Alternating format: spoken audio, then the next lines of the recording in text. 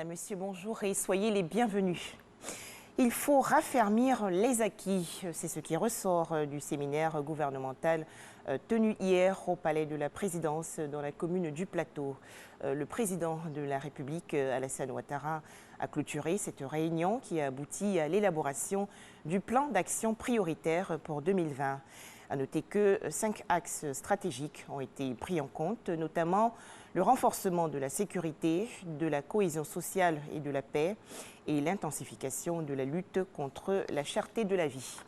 Je vous propose d'écouter maintenant le président de la République, Alassane Ouattara. Le gouvernement a fait d'importants efforts dans le sens de la modernisation de notre pays et de la transformation de l'économie ivoirienne depuis ma prise de fonction en 2011 dans les conditions que nos compatriotes, je suis sûr, n'ont pas oubliées. Les acquis en matière de paix, de sécurité, de réconciliation, de mise en place d'institutions, de croissance économique forte et inclusive doivent être consolidés tout au long de cette année. Alors, les grands chantiers qui ont permis de réaliser les importants progrès de ces dernières années doivent être accélérés. Il s'agit notamment de la poursuite de politiques macroéconomiques et financières saines, car j'étais très fier à Chatham House et au Royal African Society à Londres de vanter votre performance macroéconomique, qui est parmi les meilleures au monde. Taux de croissance annuel moyen de 8%, ce qui veut dire qu'en 9 ans, nous aurons doublé le PIB de notre pays. Taux d'inflation d'à peu près 2%, déficit budgétaire à environ 3%, sauf l'année 2017 en raison des mutineries, et de l'année 2018, les conséquences des augmentations de salaires dues à ces mutineries. Autrement, la gestion macroéconomique a été quasiment parfaite. J'ai rarement vu un pays avoir une performance aussi forte sur autant d'années. D'habitude, ces éléments que j'ai indiqués se font pendant 3 à 4 ans et ensuite les pays tombent dans une certaine lassitude.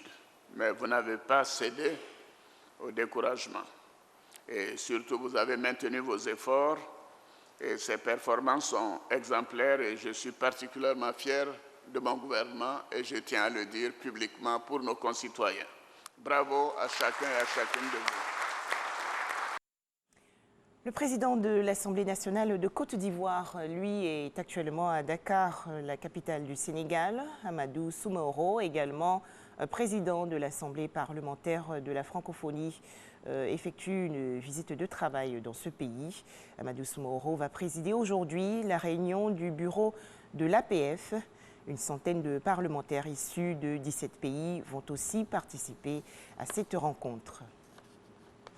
La Côte d'Ivoire a participé récemment à la 11e édition du Forum touristique sur les investissements et opportunités d'affaires en Afrique, événement en marge de la 40e foire internationale du tourisme de Madrid en Espagne. Une convention a été signée entre les autorités ivoiriennes et les représentants de l'Organisation mondiale du tourisme. Cette signature permet la tenue à Abidjan du tout premier forum mondial sur l'investissement touristique en Afrique du 20 au 22 février prochain. Au Burkina Faso, une nouvelle attaque a eu lieu contre des civils dans le village de Silgadji, dans la province du Soum, situé dans la région du Sahel. Le bilan diverge selon les sources, entre 10 et 50 personnes tuées. Le marché du village a été attaqué dans l'après-midi du 25 janvier dernier par des hommes armés. Il est le dénonciateur des agissements de Isabel dos Santos, la femme la plus riche d'Afrique. Le promoteur du site internet Football Leaks, Rui Pinto, s'est présenté comme la source des documents ayant fait l'objet de fuites et montrant comment la fille de l'ex-président angolais dos Santos a fait fortune. Les documents laissent voir comment Isabel dos Santos a pu s'enrichir grâce à la corruption. De son côté, Isabel dos Santos a nié ces allégations.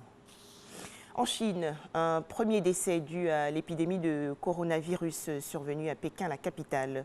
Le président américain Donald Trump a annoncé hier avoir proposé à la Chine l'aide de son pays, les États-Unis, pour contenir le coronavirus qui a déjà contaminé plus de 2700 personnes et fait 106 morts.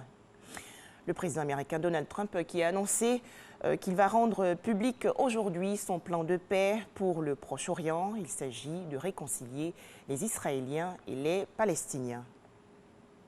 Merci de nous avoir suivis. 13h, le journal.